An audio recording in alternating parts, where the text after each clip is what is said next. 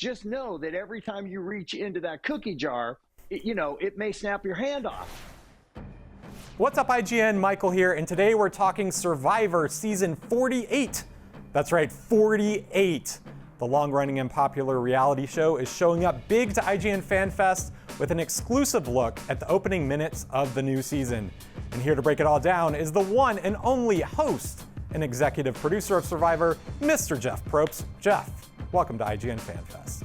Good to be here, Michael. As part of IGN Fan Fest, you all are exclusively revealing the opening minutes of Survivor Season 48. And once again, we're being introduced to 18 players from all walks of life. Jeff, can you tell us about these 18 castaways and how they might compare to previous seasons? The one word I would use to describe this group would be dynamic. And you will see it out of the gate in the premiere. Just big personalities, players that are willing to make a mark early, and very different types of players. We have somebody like Camilla who lacks so much confidence coming into this game. She said, even my parents said you're going to be first out. We have this really cool young woman, Eva, who has autism. And here was her story. When she was born, her parents were told she will never have anything that will feel or look like a normal life. Cut to 25 years later, she's a PhD candidate, played men's hockey in college, and is now out taking on Survivor. And then we have a guy like Joe, who's a firefighter, a single dad, who says the only thing I care about is making my daughters proud. I mean, that gives you an idea of how fast these players are going to hit the ground playing and the different types of personalities you'll see play the game. In addition to a dynamic cast, using your word there, I mean, I feel like one thing that is a hallmark of Survivor is that you're always innovating, right? So tell us what we can expect that's new and exciting about this new season, Season 48. There's two ways to look at the new era of Survivor. I look at it like high-stakes poker. And if you think of high-stakes poker, then you want people who know how to play poker because it makes for a better game. We center all of our creative around one word: uncertainty. Because uncertainty is terrifying. But once you accept that you won't know anything ever for real, for sure, then it should free you up to play a little more freely. It's almost like accepting the fact that you're probably going to lose, because you are. Most everybody loses. So you got nothing to lose. You've already lost, so play to win. Key to that and maintaining that uncertainty, as you're talking about, is the challenges. Tell me a little bit about how challenge and game design has evolved over the almost 48 seasons you all have had to date. In one sense, the challenges haven't changed at all.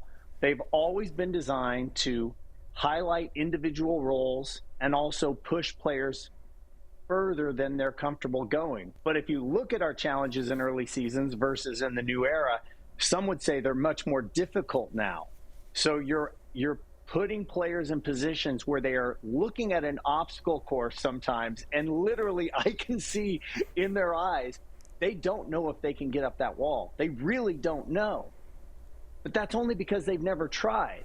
And it's pretty spectacular to watch people accomplish it, even if they lose the challenge. There is a sense of personal fulfillment as they look at the blood on their arms and go, I just did that. I want to go way back, not to the very beginning, but to Season 3, where I think probably the first true big twist happened, and that was when you had players swap tribes. And twists have been a feature since then. So how do you maintain what people love about the game while still, keeping up that element of surprise with new twists? It's interesting to hear you go back all the way to really the very first time the game took a tiny pivot. Because that thing which we now look at it, it was a switch, no big deal, was monumental in that season. The players were shocked and not happy. What do you mean I'm switching tribes? I just got my relationships going in the tribe I'm on. And I remember the players' faces and thinking, did we go too far? Is this okay? There is no rule book or right or wrong. We never think our ideas are the correct idea. We just think they're an idea. And once we have an idea, whether it's how to change a challenge or whether it's to create a new twist, The one thing we do consistently is we commit to it. Survivor over dozens of seasons has seen not just an incredible evolution of the challenges, but an incredible evolution of gameplay. Tell me how about, like, in your mind, gameplay has evolved from early season winners like, you know, the OGs, right, Richard, Tina, Ethan, to more recent winners like Rachel and Kenzie. Well, if you go back to season 1, the gameplay was very simple. If there are 7 people, you want to have 4. So you have 4 versus 3. And then you're in charge. And we quickly started to realize, okay, that's going to become a problem, because once the 4 people agree to just get rid of the 3, that's not interesting. So you have to start interjecting things that make that 4-3 situation more difficult to achieve. When we got to the new era, everything became about dangerous fun. So we're going to give you all of these different layers of the game to play, so you can dig in, see what you want to do with it. Just know that every time you reach into that cookie jar, it may snap your hand off. That's what I think players like about the game. I know there have been some instances where fan feedback has changed how you actually design the game. Mike White comes to mind, of White Lotus fame, and of course of Survivor fame as well. How important is that for you to take fan sentiment into account when you're figuring out what the season is going to look like?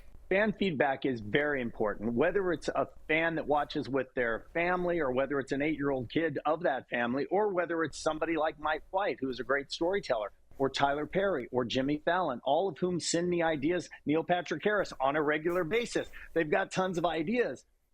Our job is to just keep the flow going. You know, if you get an idea from somebody and it's a great idea, but it doesn't really fit where the game is, then I think our job is to earmark that and put it on a whiteboard somewhere.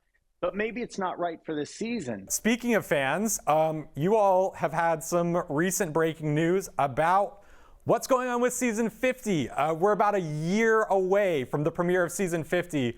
What can you tell us in this moment about this incredible milestone season? What role are Survivor fans going to play? Michael, we're very excited to finally be sharing the news of what we're doing for Survivor 50. Our 50th season is going to be called Survivor 50 in the Hands of the Fans. And it's really the first time we have ever turned the show over to the fans. It's our way of celebrating Survivor and also saying thank you to our fans for 25 years of loyalty. So fans will be voting on different elements of the game that will shape the entire game and adventure for the players. And it starts tonight with the premiere, where fans will have a week to vote on our first 4 categories, our first 4 elements of the show, including tribe colors, which is everything from the buffs to how the challenges are painting. Fans will decide, do you want the players to start with rice? Because I hear a lot of people say it's too hard. Okay, if you want to make it easier, do so. We'll give them rice. Or you can choose to say, no, I want to see them earn it. We're also going to give them that option with camp supplies. Do you want me to just give them their machete and their pot and their flint, or do you want them to earn it?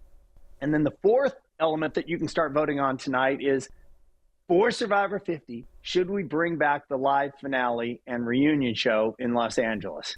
So those are the first 4 elements. Fans have a week to vote on it. Then there will be 4 more elements later in the season. It's Survivor 50, Michael, in the hands of the fans.